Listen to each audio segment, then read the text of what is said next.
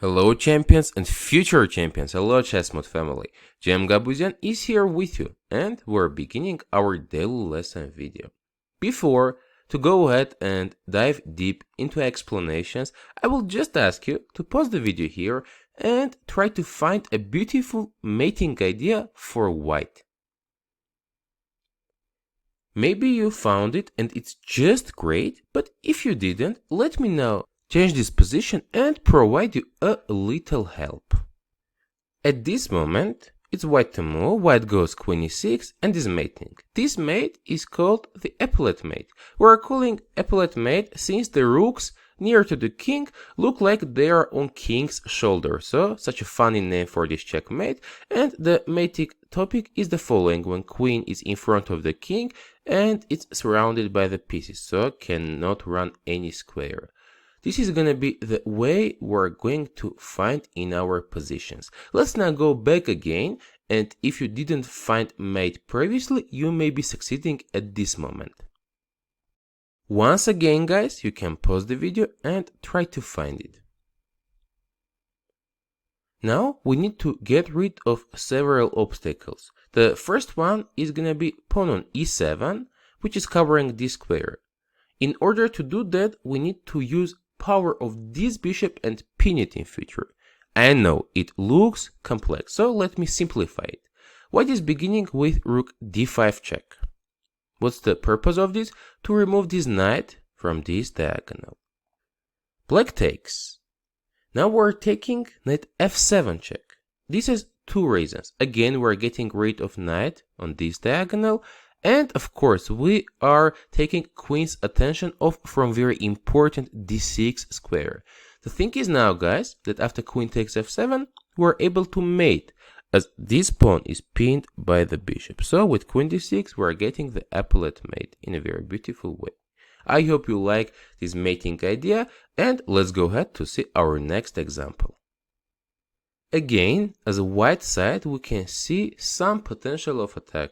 In future, this king is surrounded by the rooks, and only, but black has some pawns, we have also some obstacles on the way of our queen, so in a very quick way we need to get rid of all of them. You can pause the video guys and try to find it.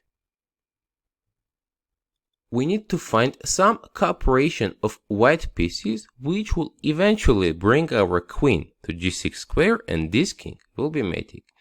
Now white is getting rid of the bishop firstly. With bishop d5 move, we're opening up the rook. Queen takes d5. Next, very smart move is coming. White plays knight h6 check. At the same time, white is getting rid of the knight, which was on the way of our queen. As well now we're getting rid of pawn on g7, which was covering the king. So black has to take. And the last move is rook takes g6.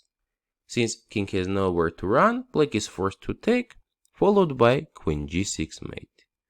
White is getting rid of unnecessary pieces and mating opponent's king. Let's go ahead to see the next one. This time it's white to move again. We notice black rooks near to the king, and since you're already experienced in this topic, just go on guys, I believe in you that you can find the right solution. It's white to move. We need to destroy pieces on f6 and d6, since we're trying to distract these pawns from king's protection. This pawn on f7 is covering this square, and pawn on g7 is just covering the g line. But now, if we begin with rook e6 move, and black takes, rook f6 is not working out since black can be taking with the rook, and we don't have any ideas. So, for this reason, we need to begin differently. At this position, white is beginning with rook takes f6 move. And here is the difference. Now after pawn takes and rook takes e6, black cannot be taking with the pawn on e6 as queen g6 is mating. Otherwise, after rook takes e6, white is having two pieces for the rook and black king is very much weakened. So either way, this position is winning for white. Out of this example, we can make a conclusion that even if you saw a beautiful tactic, you need to be very careful in the sequence of your move. Otherwise, now we're good to go for the next position. Here again, it's white to move, and let me tell you guys that this one is my favorite example in this set of positions. It's white to move, and you can pause the video trying to find the winning continuation. Now, epaulettes for black king are gonna be the pawn on h6 and rook on h8, and seems that f7 could be a great square for mating.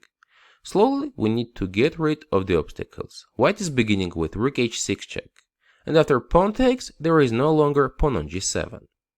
Queen f7 could be a nice checkmate, but there is the knight on d8 which is covering this square, so we need to get rid of this knight.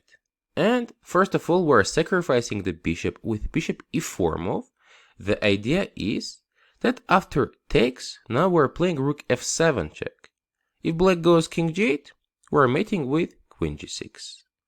If after rook f7 black takes, we're mating with queen f7. Another time our opponent's king is getting destroyed. Let's now go ahead and see the next one. In this position, white is missing 2 pawns, but I'm sure you're happy to see these epaulettes near to the king. So guys, now we need to figure out how to continue attack at this moment. It's white to move, you can pause the video and find it. This is a little bit difficult one, and if you found it, it's just awesome. Now we need to get our queen to g6 square. How to do it? We need to distract this pawn, and how to do this? We need to put our rook on e6. First of all, we are going to sacrifice our knight with knight d4 move. Now black has a choice. Let's see what's happening if black decides to take. After pawn takes d4, we are going rook to e6. Now if black takes, of course we are mating with queen g6. So after rook e6, black cannot be taking. If black goes something like queen c5, we can take on g6, and after pawn takes, queen g6 is mating. So, after rook e6, black is losing here. As well, let me tell you, if black now goes queen to d7, with an idea after takes, pawn takes and queen takes g6, to play queen g7 and cover the king. But the thing is that after pawn takes g6, in this position, we are able to grab black queen on d7 and win this. So, for this reason, at the beginning, after knight d4 move, black cannot be taking the knight. Black can try to play something like queen d6, but it's again losing after rook e6. The same ideas are happening. The smartest way of defense after knight d4 is to play queen to f6. Now rook e6 doesn't make sense, as after pawn takes, rook takes c6, black is having queen f2 with a check.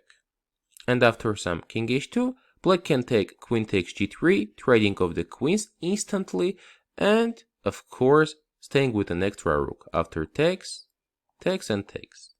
So rook e6 is not working after queen f6. One more time guys, you can pause the video and try to think about it. Now white is beginning with knight e6 move. If here black takes, we are playing rook to f3 square, protecting the bishop and with the tempo attacking the queen. And after queen g7, we are going rook to e6. The thing is now we're threatening to take on g6 and destroy this queen.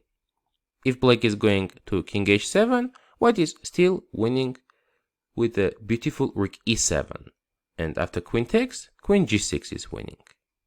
After rook takes e6, if black is taking on h5, white is mating with rook f8 check, king f8, and bishop c5 check, king g8, and rook e8 check. And soon white is winning after king h7, queen f5, queen g6, and rook e7. A little bit long and forced, but at the same time simple line when white is checkmating.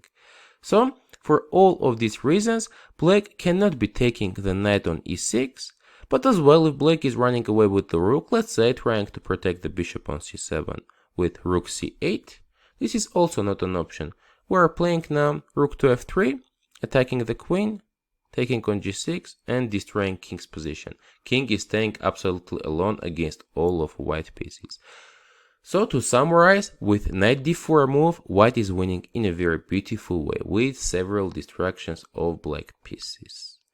I hope you liked this complex example, and let's now go ahead to the next one, which will be your homework for this topic.